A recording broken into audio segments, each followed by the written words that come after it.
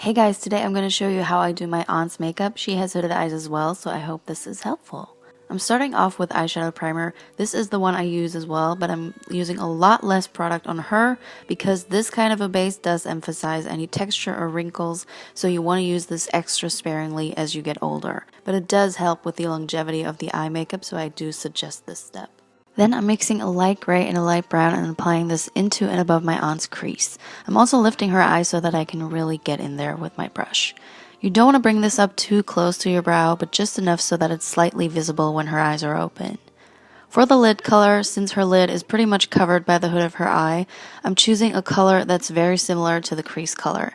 You can also go in with the crease color, but I'm mixing a brown and a lavender just for a slightly different tone. I neither wanted this to be too warm nor too cool toned, and this gave a pretty in-between shade, and all of the shadows used are mattes.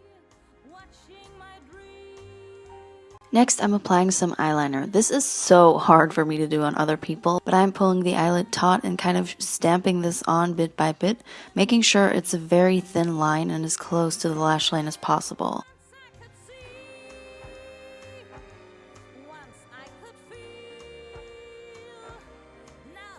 Then I'm using a pencil brush with a tiny bit of black on it to diffuse the eyeliner and smoke out the lash line. I'm also creating a winged effect with that black eyeshadow. I showed this technique in my last video, so if you haven't seen it, I'll link it on the screen now. But basically, I'm bringing out the black at an angle that I would normally apply winged liner and then diffuse everything. This technique works great for those who feel like they can't pull off a regular wing with eyeliner because it gives you a cat eye effect and elongates and lifts the eye without accentuating the hood. Since I'm going for a more full-on look today, I'm also applying the same eyeshadow I used for the crease on her lower lash line.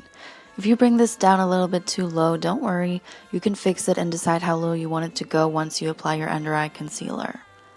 Next, I asked her to put on mascara on her bottom and top lashes. I never do this on anyone because let's be real, I can't do that better than the person themselves. And chances are I might even ruin the eye makeup when the person blinks, so if I ever do your makeup, you're gonna have to do this part yourself. Moving on to the brows, my aunt has nice full brows and a good shape already, so I'm just adding on to that and accentuating the shape a bit more. I also brushed the hairs in place with some brow gel, but somehow I did it off camera.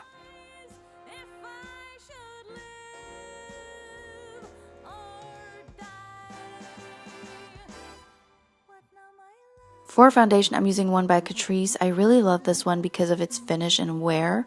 I also heard that it's a dupe for the Fenty Pro Filter foundation, which I cannot confirm because I don't have that. But if it's true, that would be awesome because the Catrice one is only about $6. However, it only comes in 4 shades, which is of course a major downside. For under eye concealer, I'm first using a very yellow toned one to cancel out discoloration and help hide the under eye bags, and then I'm adding a lighter shade to add some highlight. I'm setting that with powder to make sure it stays in place and doesn't settle into the lines.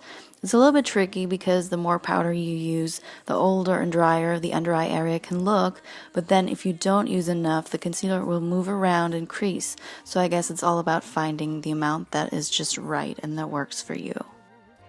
I'm adding some highlighter under her brow and also to her tear duct to open up the eyes. This gives a nice effect because with all the other shades being matte, it's nice to add a pop of shimmer in targeted areas.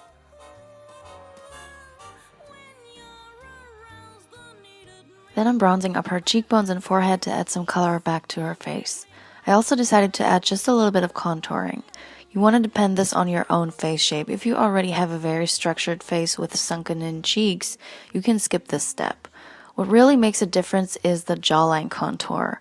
Oftentimes as we age, the jawline becomes less defined, so adding some definition back with a cool tone contour color can really help make you look younger. I'm also adding some contour down the sides of her nose to tie in with the rest of the contour, and I'm just using my fingers to dab it on. Next, I'm applying a matte rosy blush to the apples of the cheeks and slightly bringing it up into the bronzer. I do recommend a matte blush so that you can control where you want some shimmer, as shimmer always emphasizes texture and lines, so especially when you're older, you want to target where you want the shimmer to go so that you don't highlight pores or wrinkles. For the lips, I'm first lining them and then dabbing a light lipstick all over the lips, and then topping it all off with a rosy lip gloss.